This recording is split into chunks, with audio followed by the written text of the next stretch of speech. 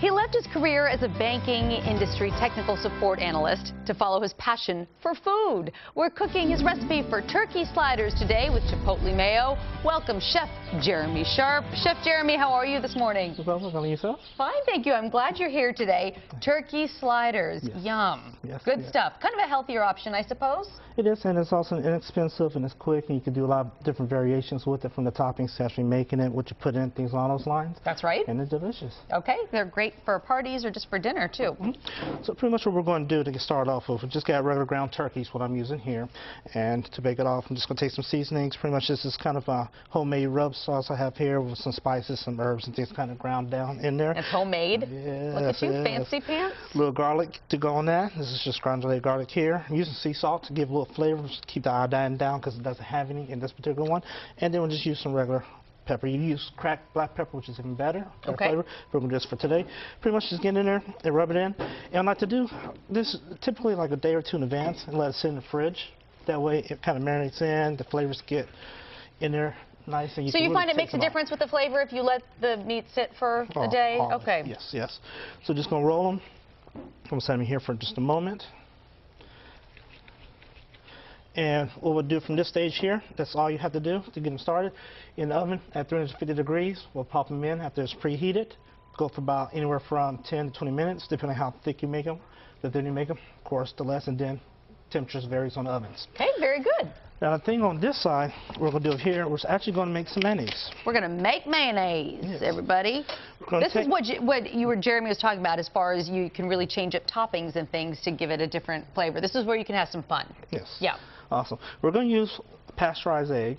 It has a letter P on it. And what that is an egg that has been going to do a process where they sterilize it and heat it just a little bit to take a lot of bacteria out, because a lot of people are afraid to use raw products because of salmonella and things along those lines. I'm just going to use yolk, so I'm just going to crack it. And what I'm going to do here... You just want the yolk? Just want the yolk for the mayonnaise. So I don't need a white. So I'm going to rip it out a little bit. Oops, I lost that one. So let's keep it back up. We've got another one. Yeah, we've got the backup. There we go. So come in here. Here we go. Yeah, that's hard to do on live television, everybody. There we go. There you go. Put that down there. And I'm going to go ahead, whip it up a little bit to get it started, get it bubbling. So what I'm doing this process here is so that we get to emulsify. And that is so that, water and oil don't mix things on sides. Right. So that the egg yolk would accept this oil. And one yolk would take about 6 ounces of oil. I'm taking the oil very says, slow. will you please accept me? Yes. And the egg says, okay. Just take it in, and we'll just whisk, and we'll whisk, and we'll whisk, and you see it's starting to kind of get a little thick there. Yeah. I'm going to add just a little more oil, just a little bit just to get it started. So you kind of slowly add in the oil and keep whisking until it's getting closer to the consistency that you want. Exactly. It's like a slow stream going in. Okay. That way it thickens, because if you put too much in one time, it'll break on you, and it won't actually build up. And then after it gets to a certain point where it gets nice and emulsified, it's really thick, then you can start adding things in. Like I got some vinegar here, and we have lemon to put a little lemon juice in it. And you can also do dry mustard as well. I just don't have it in here. And what the dry mustard will do will kind of stabilize and also give a little more flavor as well. Salt and pepper towards the end, and we'll just keep on going. Now, what if I want to cheat and I just want to use Hellmann's? Can I do that too? You can do the Hellmann's. This is just more fun, right? Right.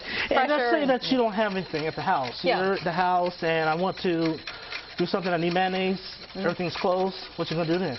You want that mayonnaise. You go on the shelf, you grab your oil, you grab an egg, vinegar, whatever else items you want to put into it. Okay. And you have right at it. Quick, fast. And have it. Now, also, if you don't want to do by hand, you can blend it. There is a method where instead of taking just the yolk, you'll take the whole egg, crack it in the blender, add your ingredients, and slowly incorporate without the oil. Okay. As it starts to accept it, then you can add the oil at that point. So kind of do it in reverse. Very good. Now, we have about a minute and a half left, so I want to make sure everyone gets to see. When do we put in the fun stuff to make it Chipotle mayo? All right. Now, to change it from regular mayonnaise, which we have here, to a Chipotle mayo, what we do is take the mayonnaise. Let me know if you need my help with anything. I'm just standing here being useless. I'm sorry, Jeremy. I just took some mayonnaise, put it into we're going to blender. We have here Chipotles, which is a steamed chili pepper. Okay. They take them, they smoke them, and steam them, and then we just add it to the adobe sauce, which is paprika, cayenne pepper, things along those lines to give it a little extra flavor. I threw that in, put a little lemon, lime in with that. So screw this Now in. you've got a shaker thing. Yeah, a little small handheld one, just for a little quick, small jobs. Put it down. Blend. Now, you could use a regular blender for that as well, for larger quantities, so just for time and for what we needed. I just chose the smaller one, and when it's done, it'll look like the Chipotle Mayo here. I'll let you see it right here. And again, you can put that on your turkey slider. I know that you serve these. You put cheese on some, tomato, the usual toppings that you would put on a burger. Yes, and speaking of the toppings, we have here, the finished product, we have one with Chipotle, one with cheese. And as our sliders have finished cooking, yes, that's what they come out. I know producer Bob is going to eat all of these in about 2 bites, just so you know. Jeremy's website is chateaunoir.com. LLC. Very good. Thank you so much. We appreciate your time today. Thank you.